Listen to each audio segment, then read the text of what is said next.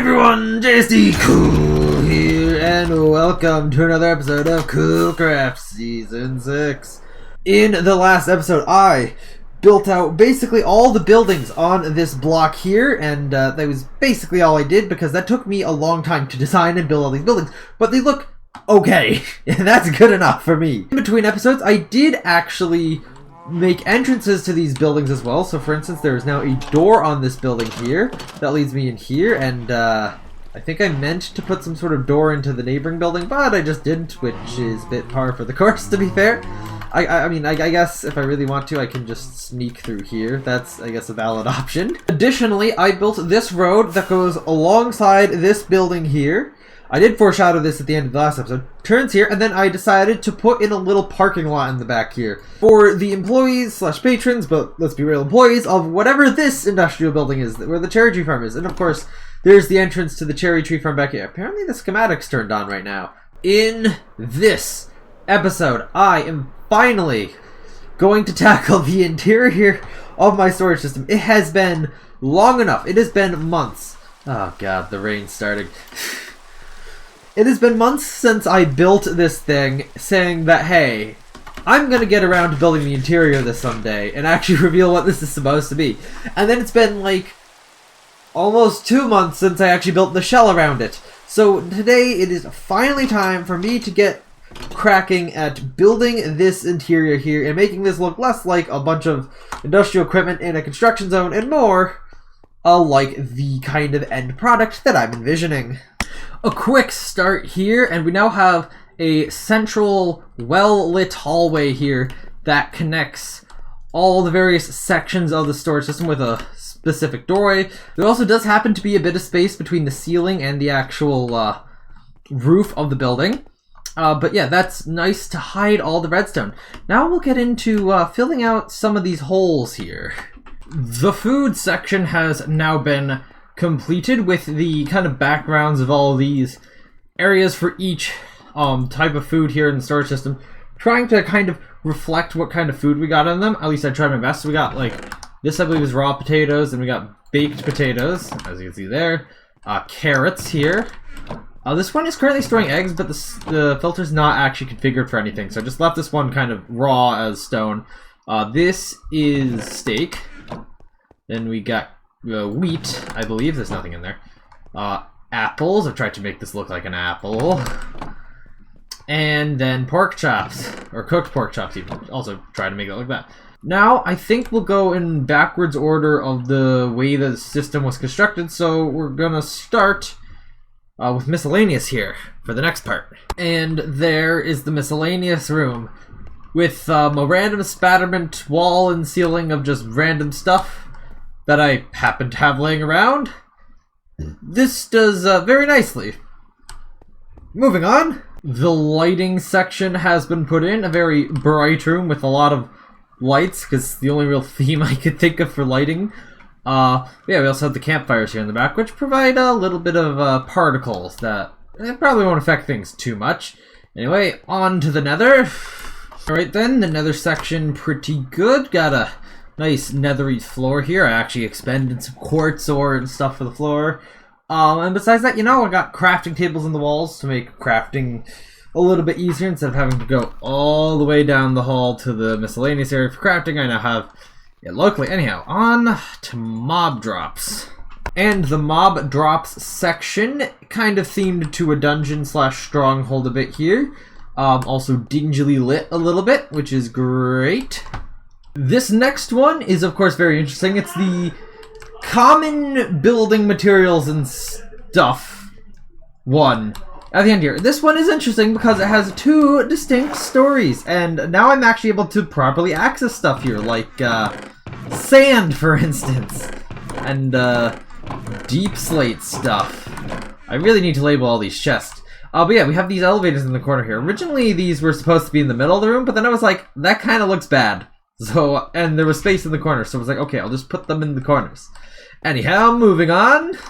Small and simple room for the Prismarine, and yeah, that's about it with this one. The wood section is done now, and yeah, it's got a very wood-inspired design. I did try to mix in some different log types for the wall, I don't know how well the actual bamboo logs are doing here. Perhaps I should use a different log for that, but that's what I had abundantly lying around. Other than that, pretty simple. Now moving on. Redstone room is complete, and it's kind of supposed to be designed to look at least slightly similar to an Apple store because, you know, they're like electronics and stuff, and yeah, anyhow, that's where the design of this one came in. Anyhow, next one, the end, which has a very, actually decently detailed room that I did here, where I tried to use as much as I could of end blocks. I'm just now realizing that the purple pillars on the walls don't line up with the thing on the ceiling. Oh well. Oh, that is kind of annoying me now. Anyhow, moving on. The valuables room has been constructed with a very sturdy and reinforced design and an open door, of course. Next up, it's actually the last. Whoa, we're almost done. And I mean, I say almost, but this one's gonna take a while. Yeah, the colors. This is the biggest one, which I guess I saved the biggest for last. All right, work on the colors, or the color area has been done. As you can see, I've gone for a very colorful theme here. The floor, kind of ruggish, but just using a bunch of different colors in terracotta.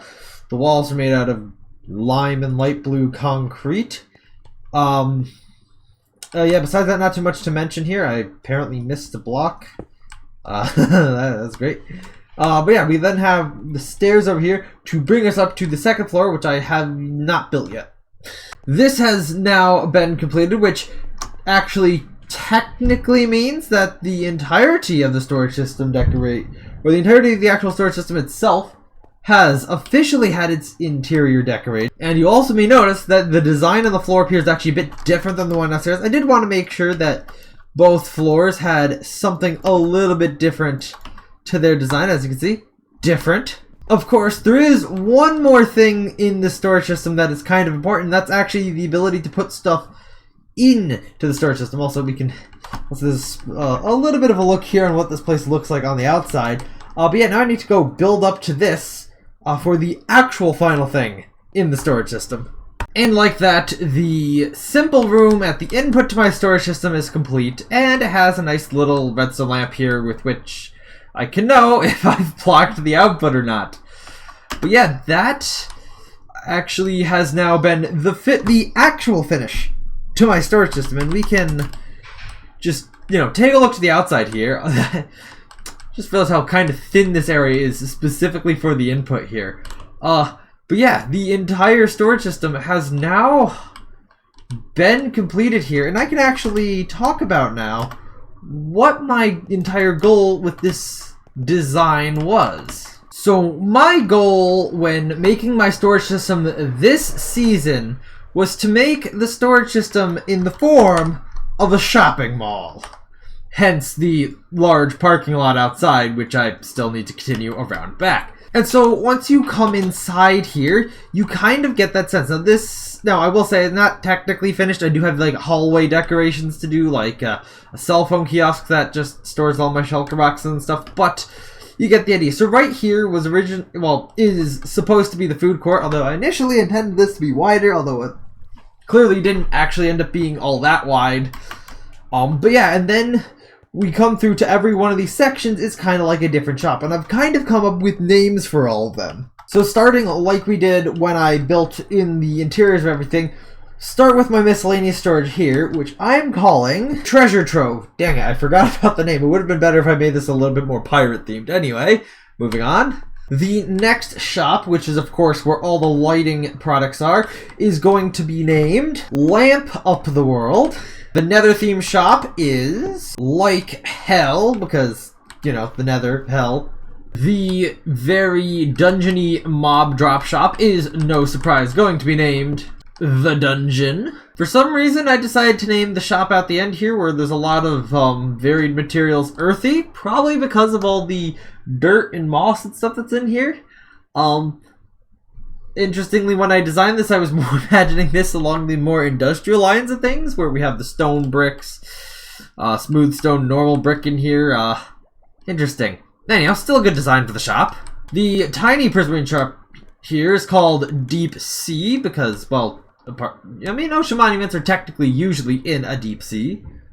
The wood place is named Wouldn't You Like Some Wood? The Apple Store themed Redstone shop is going to be called Redtronics. Pretty techie sounding name. The shop theme to the end is simply called The End, as I really cannot come up with a good name for it. My valuables are, of course, being stored in the bank. And, of course, finally, we come right back to the color shop, which is named Colors R Us, of course, being very similar to Toys R Us, and also, hence, kind of the walls in here.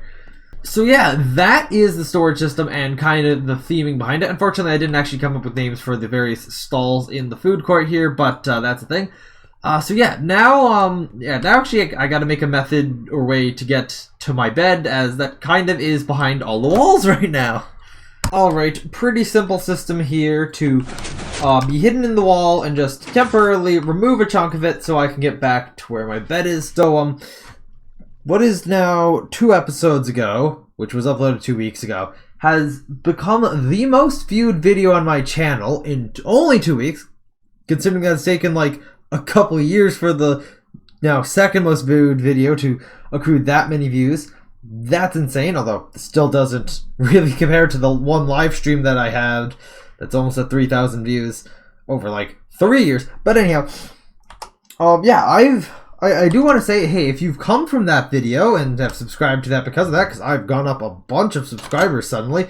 Oh, it's not that. Thank you for that. With that being said, hopefully this video achieves similar heights. I know it probably won't because of reasons, but hey, anyway, I'm going to say thank you all for watching. Hope you enjoyed. Please make sure to like and subscribe if you haven't already, because I don't know, maybe you have.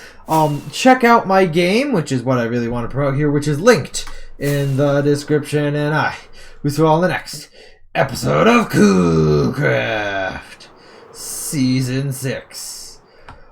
Bye!